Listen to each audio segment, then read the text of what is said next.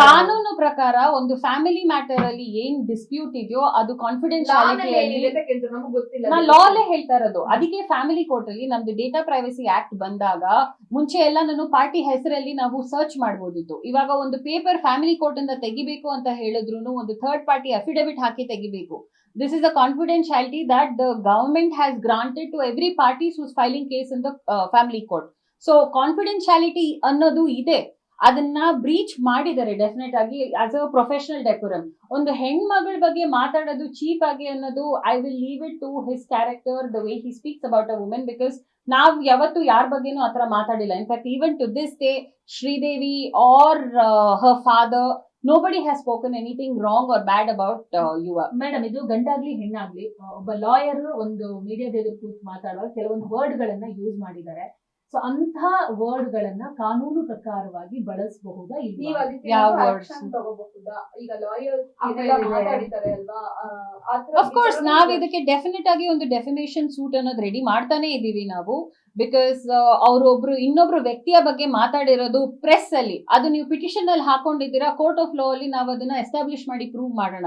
But ಇದು press ಮುಂದೆ ಅವ್ರ ಹೆಸರನ್ನ ತಗೊಂಡ್ಬಂದಿರೋದನ್ನ it is definitely our reason for causing defamation on that person, and we are looking forward to filing any appropriate defamation suit that is required in that matter. Ma'am, ಈಗ December ಅಲ್ಲಿ ಅವ್ರನ್ನ ಮನೆಯಿಂದ ಹೊರಗಡೆ ಹಾಕಿದ್ದು, ಮನೆ ಒಳಗೂ ಬಿಡಲಿ, ನೀವು ಹೇಳಿದ ದೊಡ್ಡ ಮನೇಲೂ ಈ ತರ ಆಗುತ್ತಾ ಅಂತ ಹೇಳಿದ್ರಲ್ಲ, ಯಾರು ಮನೆಯಿಂದ ಹೊರಗಡೆ ಹಾಕಿದ್ರು, ಯಾರು ಏನೋ ಹೇಳ್ಕೊಂಡಿದ್ರು, ಆ ವಿಚಾರ ಏನೋ ಶೇರ್ ಮಾಡಿದಾರ ಅಂತ ಹೇಳಿ?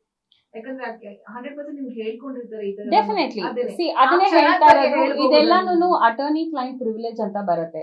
ನನ್ಗೆ ಶ್ರೀದೇವಿ ಏನ್ ಹೇಳ್ಕೊಂಡಿದ್ದಾಳೆ ಅಂದ್ರೆ there were many times she is broken down. ಅಲ್ಲಿ US ಅಲ್ಲಿ ತಂದೆ ಹೇಳೋ ಪ್ರಕಾರ ಇಲ್ಲಿ ತುಂಬಾ ಸಲ ಅವ್ರಿಗೆ ಆಸ್ಪತ್ರೆಯಲ್ಲಿ ಅಡ್ಮಿಟ್ ಆಗಿದ್ದಾರೆ, ಅದು ಕೂಡ ನನ್ಗೆ ಹೇಳ್ಕೊಂಡಿಲ್ಲ, ತುಂಬಾ ಅನುಭವಿಸಿದಾಳೆ ಅಂತ ಹೇಳ್ತಾರೆ. ಸೊ ಅದಕ್ಕೂ ಕ್ಲಾರಿಫಿಕೇಶನ್ ಕೊಡ್ಲಿ, ನಾಲ್ಕು ಜನ ನಾಲ್ಕು ತರ ಮಾತಾಡಬಹುದು, ನಿಮ್ ಕಡೆ ಒಂದು ಕರೆಕ್ಟ್ ಒಂದು ಕ್ಲಾರಿಫಿಕೇಶನ್ ಸಿಕ್ಲಿ ಅನ್ನೋ ಉದ್ದೇಶ ಅಷ್ಟೇ.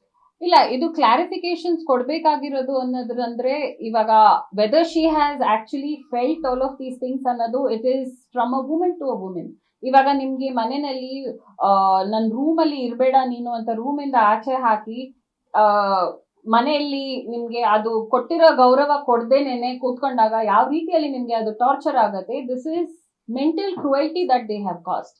ಅಂಡ್ ಇದಕ್ಕೆಲ್ಲಾನು ನಮ್ಮ ಹತ್ರ ವ್ಯಾಲಿಡೇಟೆಡ್ ಜಸ್ಟಿಫಿಕೇಶನ್ ಇದೆ, ಪ್ರೂಫ್ ಇದೆ. ಇದನ್ನೆಲ್ಲಾನು ನಾವು ನಮ್ಮ ಪಿಟಿಷನ್ ಅಲ್ಲಿ ಡೆಫಿನೆಟ್ ಆಗಿ ನಾವು ಅದನ್ನು ರೆಸ್ಪಾನ್ಸ್ ಕೊಡ್ತೀವಿ. ಗ್ಯಾರಂಟಿ ನ್ಯೂಸ್, ಸುದ್ದಿ ಖಚಿತ, ನ್ಯಾಯ ನಿಶ್ಚಿತ.